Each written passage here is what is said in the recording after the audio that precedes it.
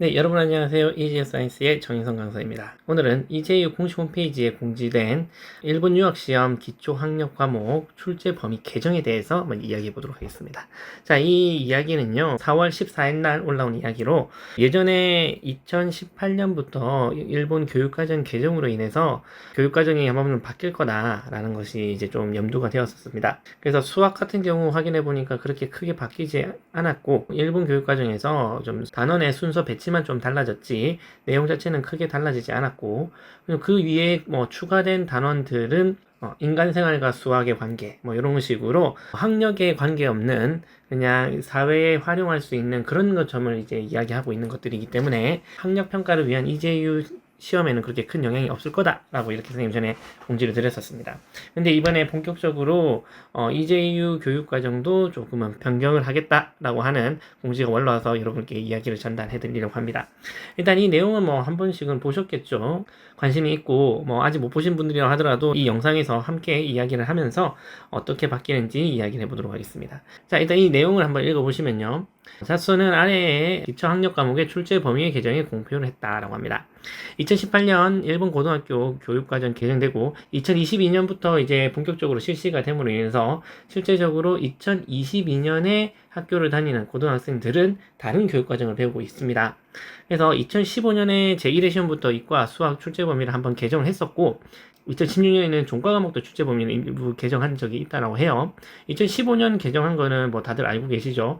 그래서 2015년 이전의 기출 문제들은 조금 문제 형식이 다르다거나 아니면 범위가 좀 다릅니다. 물리 같은 경우에는 원자 파트가 없고 화학 같은 경우에는 고분자 파트가 없습니다. 그래서 2015년 이후 기출 문제를 많이 풀어보라고 하시는 것도 이런 과정이 다르기 때문이죠. 자, 그럼 이번에는 어떻게 되느냐? 본 시험에 이과, 종합과목, 수학에서 이제 출제 범위가 좀 개정되었다라고 합니다.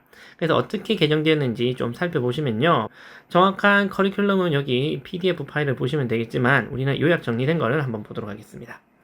자, 일단은 뭐 물리는 이렇고 화학은 이렇고 뭐 생물이 이렇고 뭐 이런 범위 내에서 출제가 된다라고 하는데 현 출제 범위에서 달라진 요거는 집중적으로 보셔야 되겠죠. 자, 일단은 이과부터 살펴보시면요. 물리는 변한 게 없습니다. 그래서 현행 재고 과목도 없고 추가 항목도 없고요. 근데 화학이 좀 달라졌죠. 자, 화학 부분을 보시면 열화학 방정식 부분이 사라지고 용해도 적, 용해도 곱이라고 하죠. 용해도, 그러니까 요카이도 새끼랑 엔트로피라고 되어 있는데 요거는 엔트로피 좀 잘못 나온 것 같아요. 엔트로피가 아니라 엔탈피가 되어야 맞습니다. 엔트로피는 물리 연력학에서 나오는 이제 무질서도, 이제 연력학 제2법칙에 나오는 무질서도라고 해서 이제 모든 자연 현상은 엔트로피가 증가하는 방향으로 일어난다라는 건데 열화학 방정식에 대응해서 나오는 과목이라고 하면 엔트로피가 아니라 엔탈피가 되어야 맞겠죠. 그래서 요거는 좀 기재하시는 분의 오타인 것 같아요. 자, 지금 확인해 보시죠. 여기 보시면 엔트로피가 아니라 여기 엔탈피 반응이죠. 엔탈피, 반응 엔탈피 생성, 뭐 헬스의 법칙, 이런 게 이제 기재가 된다고 합니다. 그래서 엔트로피가 아니라 엔탈피라는 것을 정확하게 아셔야 되겠고요. 그냥 겉으로 슬쩍 봤다가 여러분들 큰 코 다칠 수가 있습니다. 그래서 이거를 우리가 어떻게 대비를 해야 되느냐. 우리 연력학 방정식에서 이 주변 환경을 기준으로 얘기했을 때 흡열 반응이냐 발열 반응이냐 이렇게 얘기했다면 이제 엔탈피 같은 경우에는 이 입자가 에너지가 증가하느냐 감소하느냐 그걸 기준으로 보는 거라고 보시면 돼서 그렇게 내용적으로 그렇게 어려운 건 아닌데 관점에서 조금 다르게 보셔야 되는 그런 좀 내용이 새롭게 추가됐다라고 보시면 되겠습니다. 그래서 열화학 방정식의 내용은 그대로지만 용어가 조금 바뀌었다. 이런 정도로 생각해 주시면 되겠고 그리고 용해도 새끼, 용해도 곱 같은 경우에는 여기 있죠. 용해 평형이다라고 해서 침전이 생성되는 조건을 이야기하고 있죠. 그래서 이 용해도 곱, 용해도 적이라고 하는 것을 기준으로 이온이 이것보다 많으면 침전이 생성되고 이온이 이것보다 적으면 침전이 생성되지 않는다라고 하는 것이 바로 용해도 적, 우리말로 하면 용해도 곱이 되겠습니다. 선생님은 이전부터 이런 내용에 대해서 다 지도를 하고 있었습니다. 그래서 이런 것들이 뭐 새롭게 추가된다라고 하는데 그렇게 낯설게 느끼지는 않으셔도 될 것 같습니다.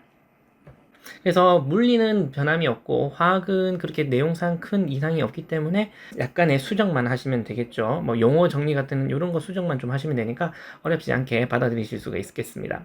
생물도 조금 변화가 있네요. 생물은 기존엔 사라지는 건 없는데 생태계와 인간생활이다라고 하는 단원이 새로 생겼습니다. 그래서 이것도 생물 기초나 생물에서 보시면 나온다라고 하는데 어떤 내용인지 한번 살펴보시면요.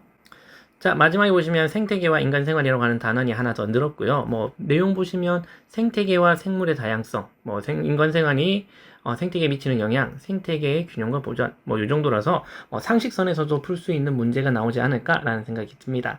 그래서 여러분들은 뭐 그렇게 크게 뭐 어렵게 느끼시지는 않으셔도 되고요. 이과를 준비하는 학생들은 교육과정이 개정된다 하더라도 그렇게 큰 영향은 받지 않는다라고 보실 수가 있겠죠. 자, 근데 수학에서도 조금 변화가 있습니다. 수학은 뭐 코스 1에서 기대값, 그리고 뭐 코스 2에는 기대값과 뭐 확률 분포 이렇게 나오는데, 뭐 기대값이나 확률 분포 같은 것도 다 확률에서 이제 나오는 거죠. 기대값은 이제 확률 곱하기 어떤 가치를 곱해서 전체적으로 이제 값을 구하는 거죠.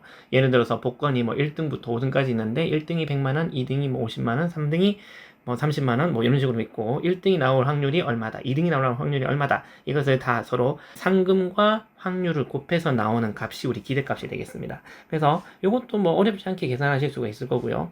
확률 분포가 이제 문제죠. 여러분 이때까지 확률 분포에 대한 내용은 다 이제 공부하지 않고 넘어갔었는데, 확률 분포가 이제 어느 정도로 나올지, 어느 정도의 난이도로 나올지에 따라서 여러분들의 수학이 이제 조금 위태위태할 수도 있겠습니다. 뭐 이때까지 잘 배우지 않았고 학교에서도 뭐 그렇게 크게 다루지 않는 내용, 여러분 선택을 잘 안 하신다면 확률 다음에 확률 분포, 도수 분포 뭐 이런 거 나올 텐데 그런 거 내용이 아닐까라는 생각이 듭니다. 확인해 보시면요. 네, 확률 분포 이렇게 나와 있네요. 확률 분포 딱 나오는 거 보면 또 나오네요. 자, 큰일 났네. 확률 변수, 확률 분포, 기대값, 뭐 분산, 뭐 표준 편차 이런 것부터 시작해서 공분산, 상관계수, 확률 변수의 변환, 확률 변수와 합과 기대값 뭐 이런 식으로 해서 기존에는 완전히 다루지 않던 새로운 내용이 이렇게 너무 많이 들어갔지 않았나라는 생각이 듭니다. 일단은 여러분들 차트식 공부하시다가 이 확률 분포 부분 나오면 뭐 빼고 따로 공부하시고 이렇게 하셨는데 이제는 뭐 빼지 못할 것 같아요. 그리고 여기에 대해서 아예 이제 기초 지식이 없으신 분들도 많으실 텐데, 뭐 우리나라에서 확률 통계 선택하지 않았다면 여러분들 생전 처음 듣는 내용도 있을 겁니다. 그래서 이것이 어느 정도의 난이도로 등장할지는 잘 모르겠고요. 그거는 뭐 내년 시험 실제로 이야기가 나와봐야 알겠죠.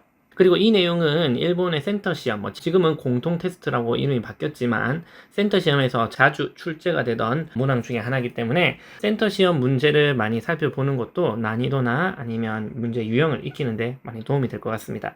그래서 그런 것도 여러분들이 미리 준비할 수 있도록 했으면 좋겠습니다. 자, 그래서 이 시험은요 2026년부터 개정이 되기 때문에 지금 입시 준비를 하시는 여러분들은 크게 상관은 없겠지만, 아니면 지금 고2라든가 아니면 이번 시험보다는 내년 시험을 목표로 하고 있는 친구들이 있다면 그런 분들은 이번 시험 대비뿐만 아니라 내년까지 대비를 좀 해보셔야 될 것 같습니다. 문제 유형은 얼마나 바뀔지 잘 모르겠지만 일단 내년 시험을 쳐봐야 문제 유형이 얼마나 바뀌었는지 알 수 있겠죠. 하지만 문제 유형은 그렇게 크게 변화할 것 같지는 않을 것 같은 예상이 들고, 이과 같은 경우에는 시험 범위가 그렇게 바뀌지 않았기 때문에 그런 큰 걱정은 들진 않습니다. 하지만 문제는 수학이죠. 수학은 이 확률 분포 부분이 일본 센터 시험에서도 굉장히 좋아하는 문제 중에 하나이기 때문에 자주 등장하지 않을까라는 생각이 듭니다. 그래서 여러분들 수학 공부 조금 더 하셔야 된다라는 거 미리 말씀을 드릴게요. 자, 오늘은 이렇게 2026년부터 개정되는 새로운 이재유 시험 범위에 대해서 이야기를 나눠봤습니다. 여러분들도 좀 당황스러우실 수도 있겠고요. 그리고 단연간 이재유를 지도하고 있는 저로서도 조금 이번 변화가 좀 어떻게 개선이 될지에 대한 기대와 그리고 우려가 또 동시에 이렇게 느껴지네요. 내년에 시험 보고 다시 어떻게 바뀌었는지 좀 더 이야기를 나눌 수 있으면 좋겠습니다. 그래서 이번 시험을 준비하는 여러분들은 큰 걱정을 안 하셔도 되지만 내년에 시험을 보는 친구들은 내년 6월 시험을 기점으로 여러분들이 어떤 식으로 공부해야 될지 조금 더 개선을 해보시는 게 좋을 것 같습니다.